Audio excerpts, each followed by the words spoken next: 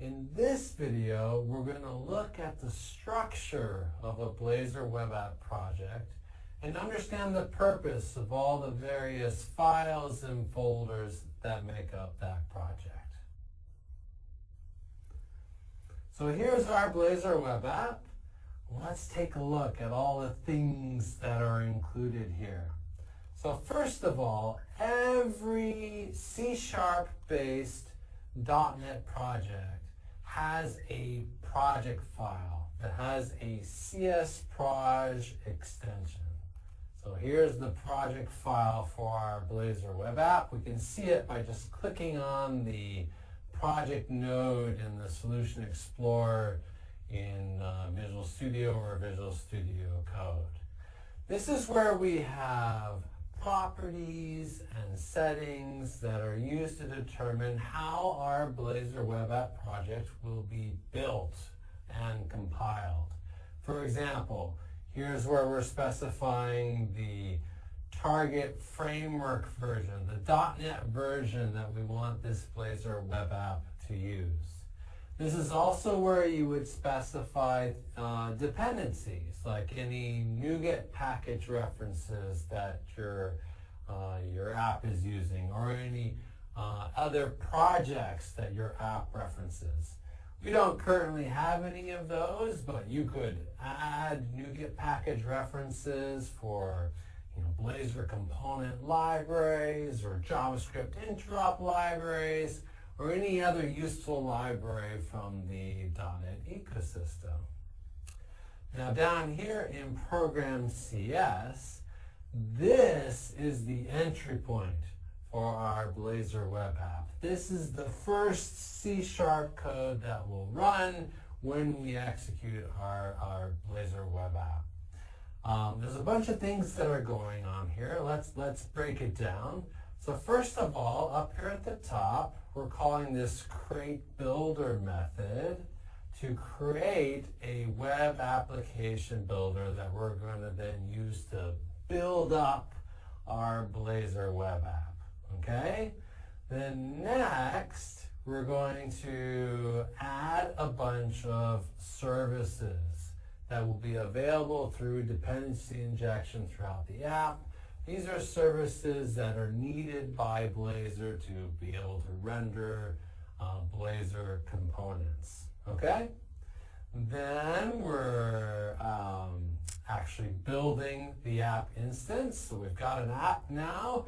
And below that, we're then setting up all the various middleware that this app will then use in response to a request. And there's all sorts of middleware in here, like we have middleware for setting up HTTPS redirections so that we run under HTTPS if we can. We have middleware for hosting the static files, like static web assets that we want to be available to be downloaded. We're setting up infrastructure for anti-forgery, anti-request forgery, so as a security feature. A bunch of stuff that's just there and already configured for you. But most importantly, down here at the bottom, we have this call to map Razor components of T. This is the configuration of Blazor so that your routable Blazor components are set up as endpoints in your Blazor web application. And you can see that this is where we're specifying the root component for our app, the app component, which is defined in app.razor. We'll look at that in just a sec.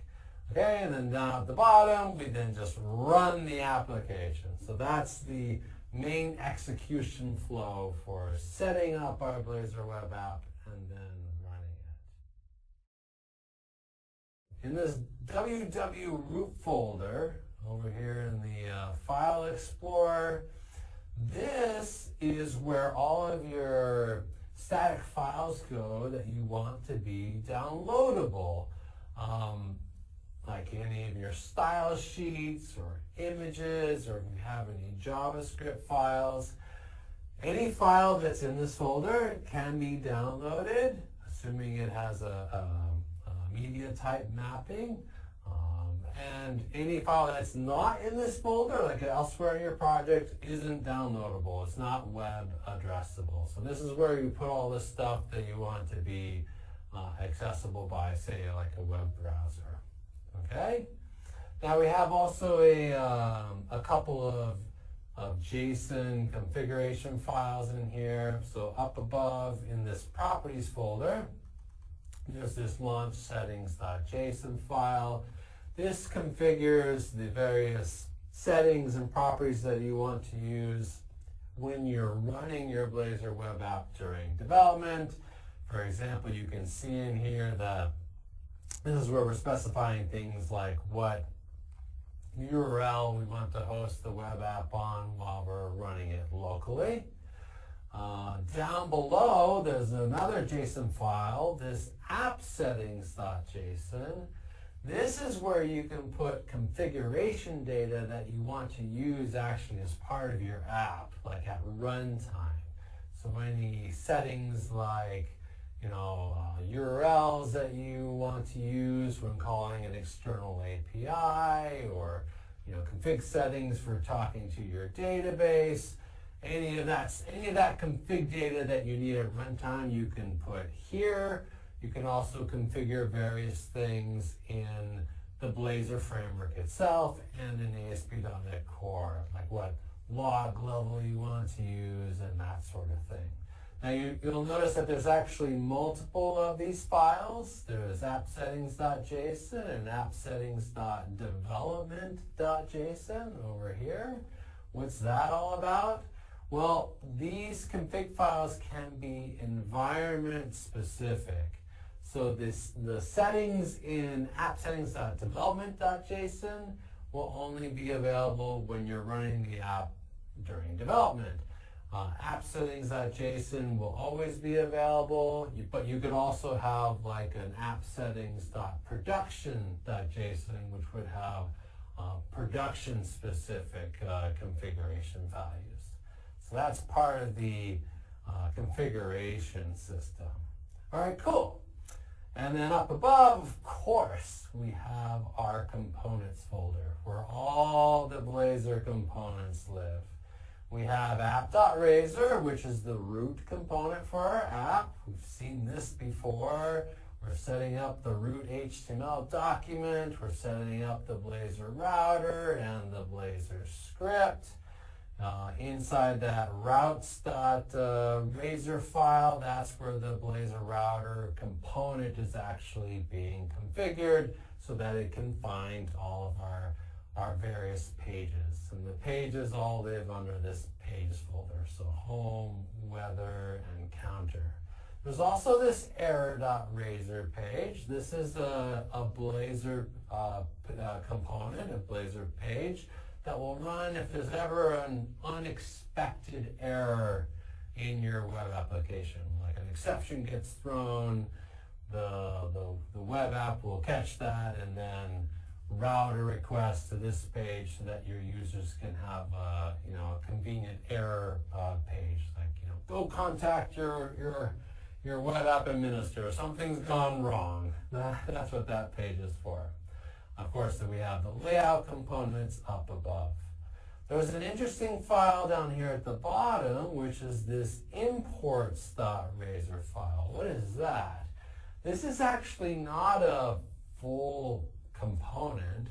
This is a special Razor file that's used to hold a bunch of Razor directives that you want to just import, make available to all the other Razor files in a given folder or subfolder. So it's a really convenient place, as you can see here, to put like a bunch of using directives that you don't want to have to retype over and over again in all your Blazor components. You just want to have them all in one place. And also, using directives that only apply to Razor files as opposed to all of your C# files, which you could do using implicit usings. Okay, so that's imports.razor. All right, I think that's it. That's all the files. I think we've seen them all. So now you're familiar with every single file and folder that makes up your Blazor web application.